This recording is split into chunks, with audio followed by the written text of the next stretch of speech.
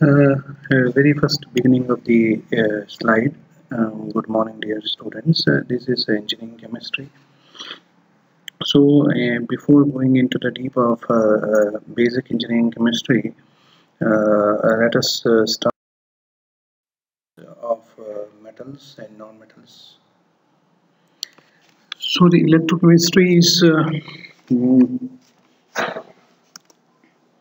consists of the branch of chemistry which deals with the transformation of electrical energy to chemical energy and vice versa.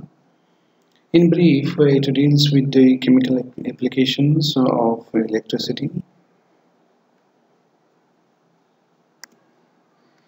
So in the next case of metallic conductors, they conduct electricity by free electrons or the valence electrons and involve the flow of these electrons, the chemical deposition during the conductance. So the anode in this case goes on depleting and the cathode metal gets deposited by the metal and with the help of the flow of electrons.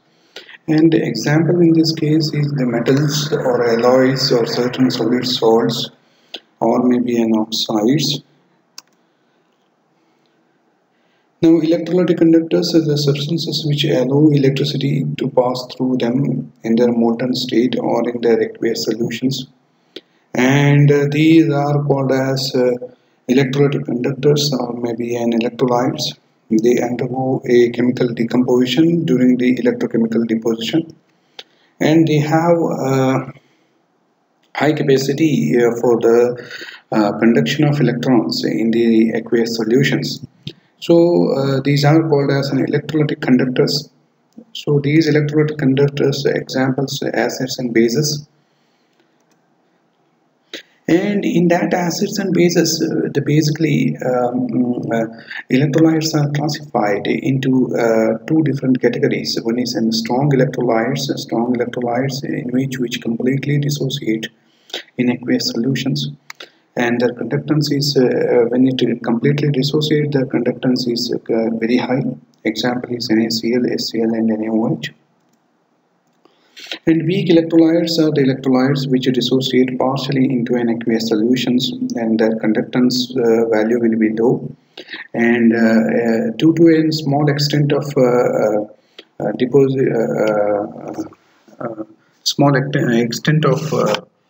dissociation, they conduct a very less number of electrons. Example is acetic acid, ammonium hydroxide, and sparingly soluble salts.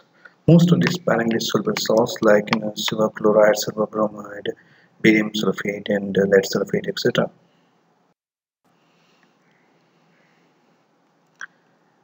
Now, in order to understand how the electrochemical cell is set up, first let us take an example of a galvanic cell, and the construction and working we will study.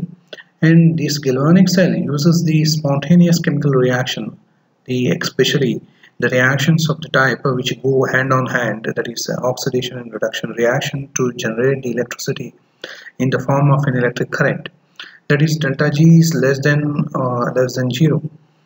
Now it consists of a zinc electrode.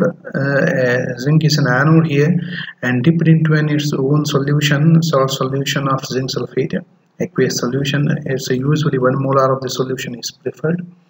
The oxidation takes place, and the half cell potential will be set up, and it is connected across to an cathode, which is copper is acting as a cathode, and the copper is also dipped into an aqueous solution of copper sulfate.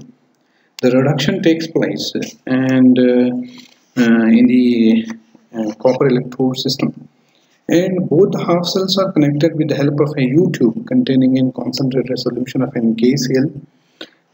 It's a jelly type of NaCl for the reversible exchange of the counter ions which will be formed in both the half cells, and the contact is established between the two electrodes. Now this is the typical galvanic cell. Now anode, as I said, anode is a zinc electrode where oxidation takes place, and which is in blue in color, and the cathode is the red in color, which is the reduction takes place, and the green color is a salt bridge.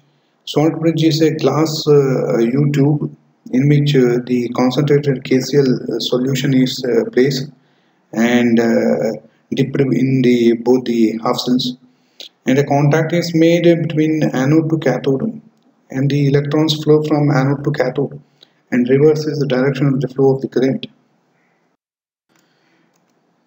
Now, for example, for the anode, when you look into the reactions at the anode, zinc solid oxidizes in forming zinc 2 plus aqueous plus 2 electrons. At the cathode, you will have copper 2 plus, which is the aqueous solution of copper. It accepts the electrons liberated from the anode and regenerates as a copper solid.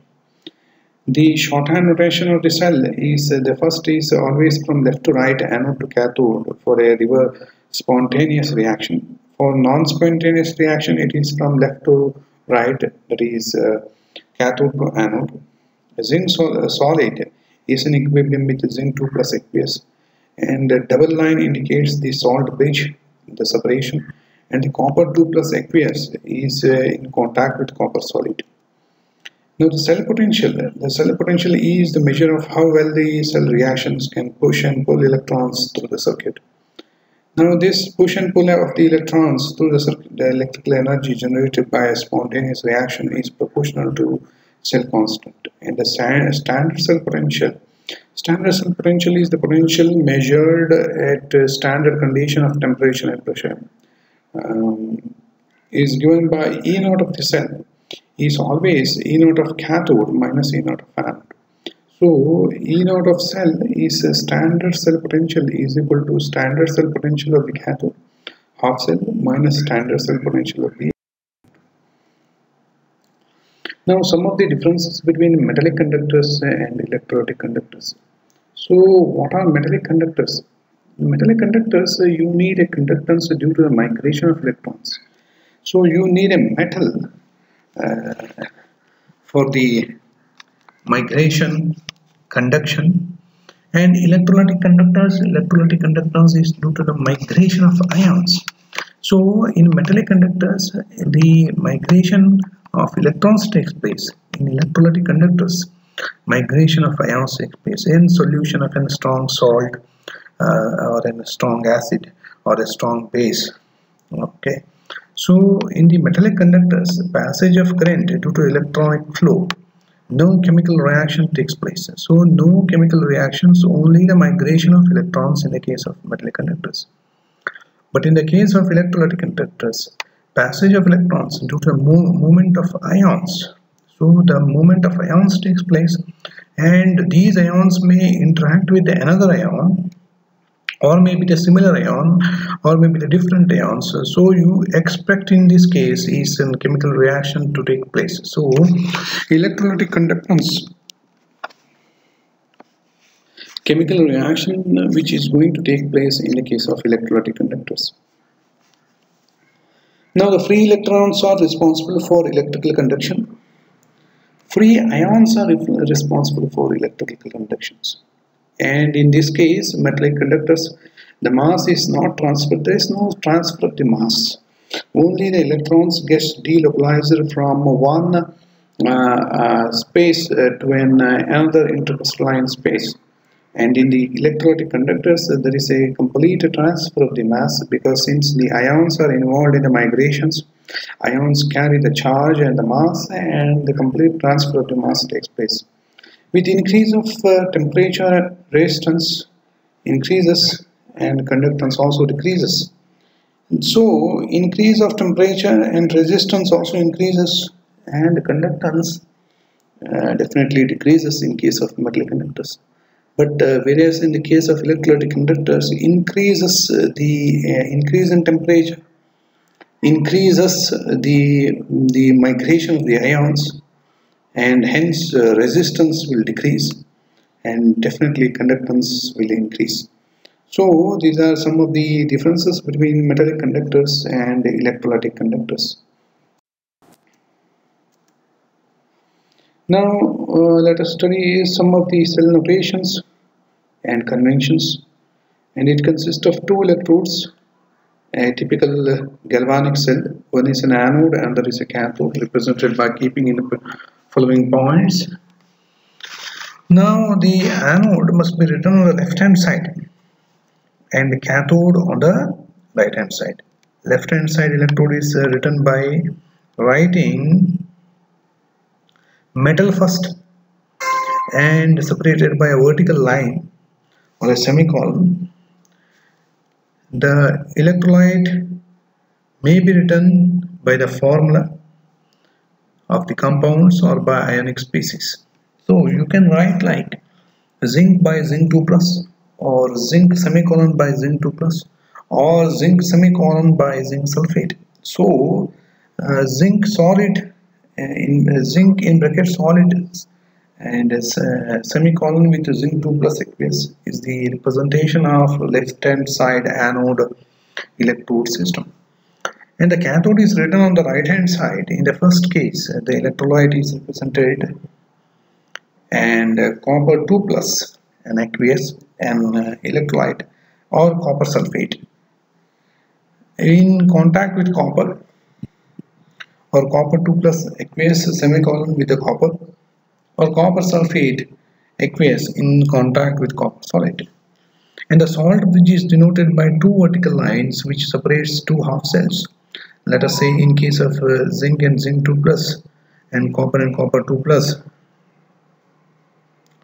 zinc solid in contact with zinc 2 plus separated by a semicolon, copper 2 plus separated by copper solid. So double line indicates the salt bridge separation.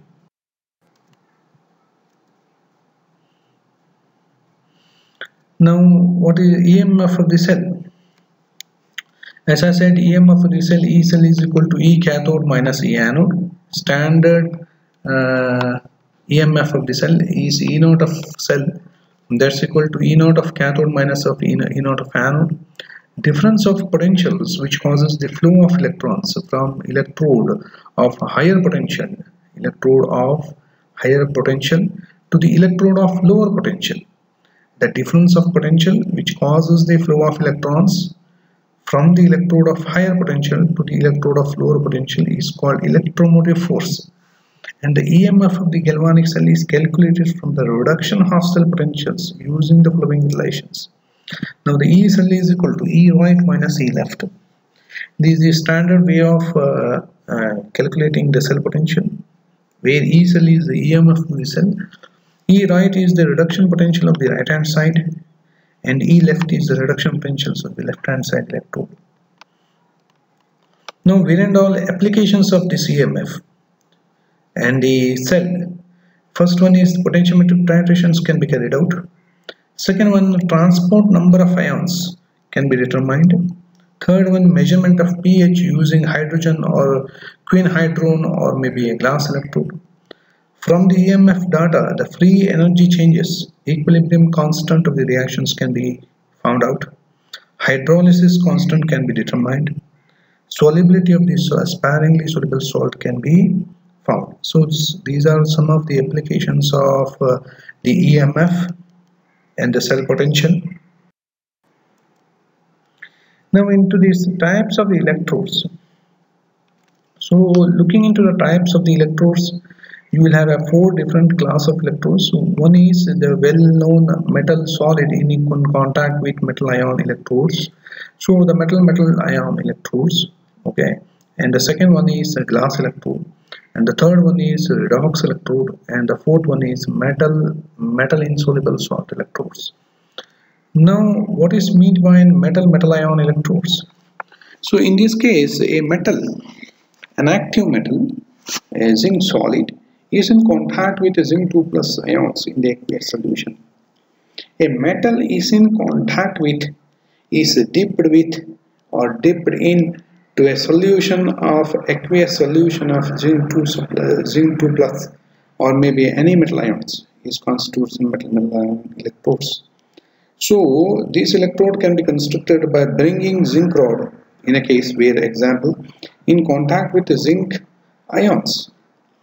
Now when you bring in contact, zinc atoms get oxidized from the surface, and the following reaction takes place. The zinc solid gives rise to zinc 2 plus 2 electrons. Now the gas electrode, especially the gas electrode of the type well known hydrogen electrode, where hydrogen gas in contact with the HCl solution in contact with the active metallic plate will constitute a gas electrodes. So gas electrode is a system where a definite quantity of the gas under certain pressure is in contact with its aqueous solution containing its own ions in contact with the conductor plates. So the electrode reaction of the type H2 gas, let us say hydrogen gas, in contact with the HCl solution, it will liberate H plus ions and liberating free electrons. So this is the function of a second varieties of the electrode, that is gas electrodes. And the third variety is redox electrodes or quinhadron electrodes. So redox electrode is the very familiar redox electrode is a platinum rod or platinum electrode. It dipped into a mixture of two different solutions of the state oxidation and reduction, and in the redox titrations. Let us consider an oxidation of Fe2 plus to Fe3 plus ions, the iron getting oxidized to an Fe2 plus to Fe3 plus. So in a case where oxidation takes place, there is also a followed up reaction, that is reductions. So the typical oxidation and reductions reaction where the ions which is getting oxidized and ions which is getting reduced can be determined with the help of redox electrodes. Now in the fourth case, where metal insoluble salt electrodes. So metal insoluble salt electrode is the well-known calomel electrode. The calomel electrode consists of mercury is in contact with insoluble mercurous chloride. As a result of contact of mercury and mercurous chloride will undergo a dissolution in presence of an KCl solution, liberating free chlorine ions. And these free chlorine ions are responsible for release of the electrons. So that is called as metal insoluble salt electrodes. Thank you.